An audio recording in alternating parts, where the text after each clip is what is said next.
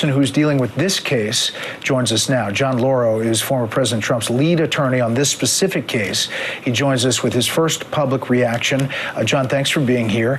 You heard what the special counsel said. You've read the indictment. Your client's been talking about it quite a bit today on Truth Social. Your thoughts on this? It's a terribly tragic day that we find ourselves in, where political speech now has been criminalized, where an existing Justice Department, Merrick Garland, has a boss. His name is Joe Biden, and Joe Biden's running against Donald Trump and losing currently. And now we have that Justice Department indicting President Trump for actions that he took as the chief executive of the United States with respect to public policy matters. So now we have the criminalization and the weaponization of public policy and political speech by one political party over another. And it's not surprising when it comes. It comes on the heels of unbelievable allegations against Mr. Biden and his son, as well as the fact that Donald Trump is leading in the polls right now. And now we have what essentially is a regurgitation of the allegations in the January 6th report, which was highly political. It really reads no differently. So it's really an astounding document, because for the first time in American history, a former president is being prosecuted by a political opponent who wields the power of the criminal justice system for what he believed in and the policies and the political speech that he carried out as president. This is unprecedented. It affects not just Donald Trump, it affects every American who now realizes that the First Amendment is under assault. It's under attack by the Biden administration. We now have a political incumbent who is attacking Americans for their beliefs, attacking Americans for their speech, and attacking Americans for their politics. This has never happened in the history of our country, and it's playing out right now. Yeah, John, let me read from the indictment, and you can respond to this specifically. It says, the defendant lost the 2020 presidential election. Despite having lost, the defendant was determined to remain in power. So for more than 2 months following the election day, November 3rd, 2020, the defendant spread lies that there had been outcome determinative fraud in the election and that he had actually won. These claims were false, and the defendant knew that they were false. It created an intense national atmosphere of mistrust and anger and eroded public faith in the administration of the election. I would like them to try to prove beyond a reasonable doubt that Donald Trump believed that these allegations were false. What did he see in real time? He saw changes in election procedure in the middle of the game being carried out by executive level people at the state level, election officials, but not the state legislatures.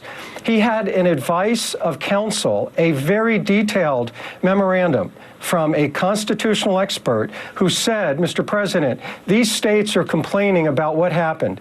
You, as the executive, have the ability to ask Vice President Pence to pause the vote on January 6th, have these states audit and recertify, and that way we know ultimately who won the election. And that's the only thing that President Trump suggested. There's nothing unlawful about that. He was entitled to do that as the chief executive officer carrying out the laws, and nothing about that was obstructive. It was quite interesting that Mr. Smith talked about the violence on Capitol Hill. He's not being charged with that.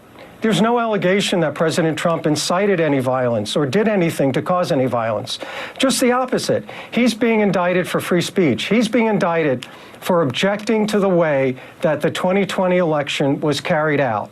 And any American that takes that view should be equally concerned, are they next? Because the reality is that if a president can be indicted for free speech, then anybody can be indicted.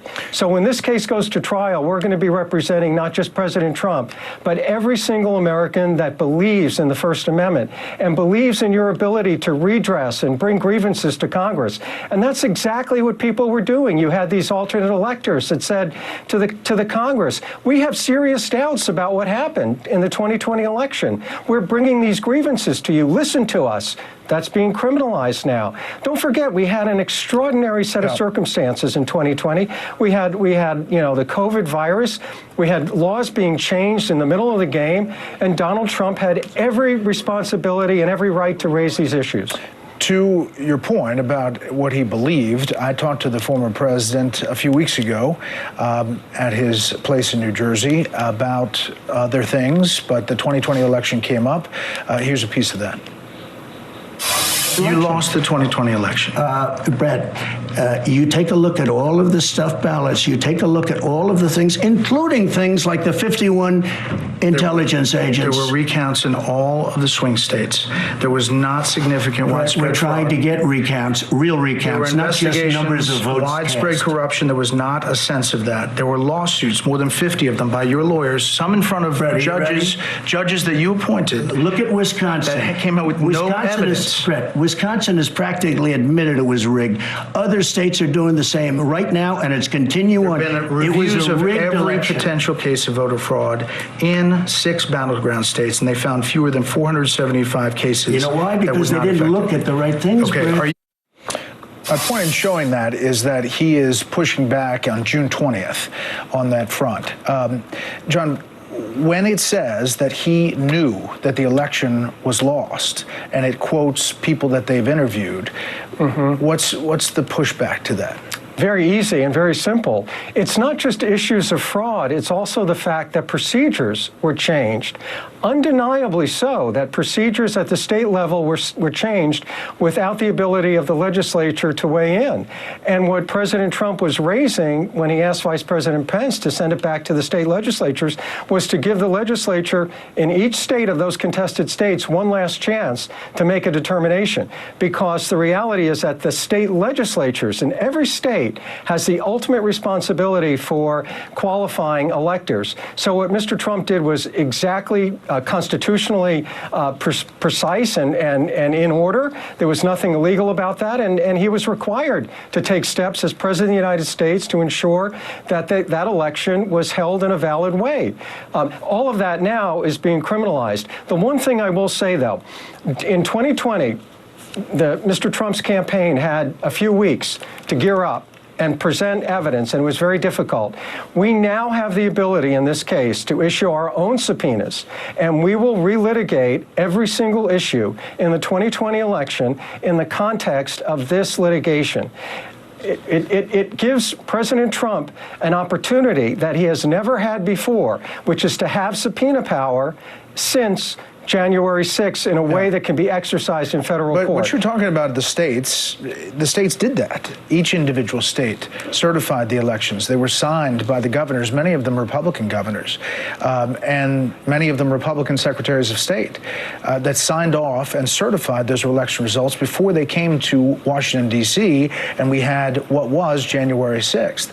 So what you're talking about was done. It was certified. No, I'm sorry, but you're missing what Professor Eastman's advice was. Professor Eastman said that the state legislatures had not opined and weighed in on the changes that had been done in those various states. But each one of those states since that time, now we're talking about 2 years later, has not reopened those cases. They have not, some of them have had audits, but they have not reopened the 2020 election from that point of view. And some of them are Republican legislatures. Yeah, and it's never been presented to the states. Now what we're going to have is not just a civil trial, but a criminal trial for Mr. Trump exercising his right to speech. So there may be disagreement about what happened, but the bottom line is we're now treating this as a criminal case rather than, as we're doing, Brent, talking about this in the context of politics and free speech. Yeah. Well, let's talk about legal for just a second, John. Yeah. And you are specifically running point on this case.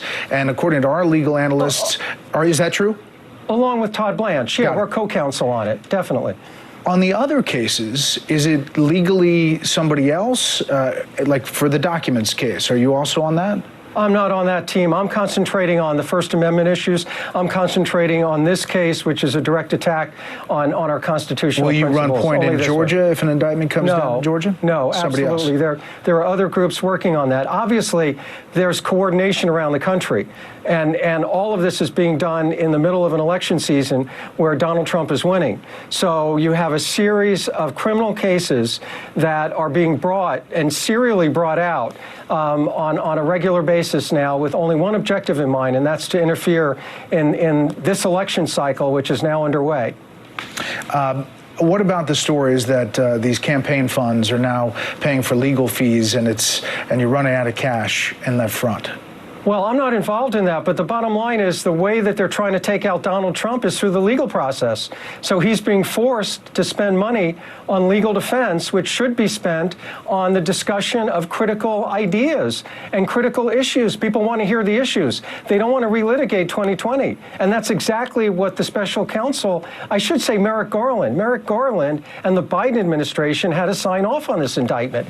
And what they've really done is invited now a relitigation of 2020, but this time in a criminal court, which is unprecedented. No sitting president has ever been criminally charged for his views, for taking a position. And by the way, is there any doubt there's two systems of justice in the United States? Was Hillary Clinton prosecuted for the Russian hoax? Were those individuals who said, don't worry about the Biden laptop because it's just Russian disinformation, are they being prosecuted? No. Only one person in America is being prosecuted for his political beliefs. And that should send a chill, a warning to every single American who one day wants to get up and say, this is what I believe in. I disagree with the Biden administration, but these are the beliefs I have. Because every person who does that now is subject to a potential criminal case.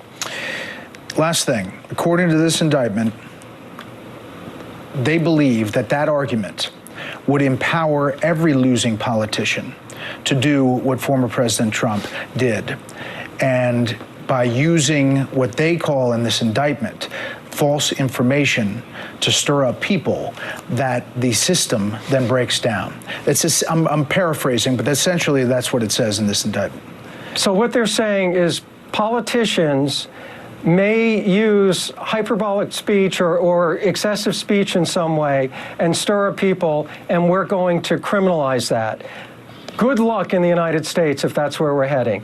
Good luck, because the reality is that everything that Mr. Trump requested to be done was done with the advice of counsel, was done with lawyers giving him advice. Those lawyers are going to come in and testify. Nothing was done in a way that wasn't constitutionally permissible. It's all politics. It's all politics. And if we're criminalizing politics, what's going to happen when the Republicans are next in office?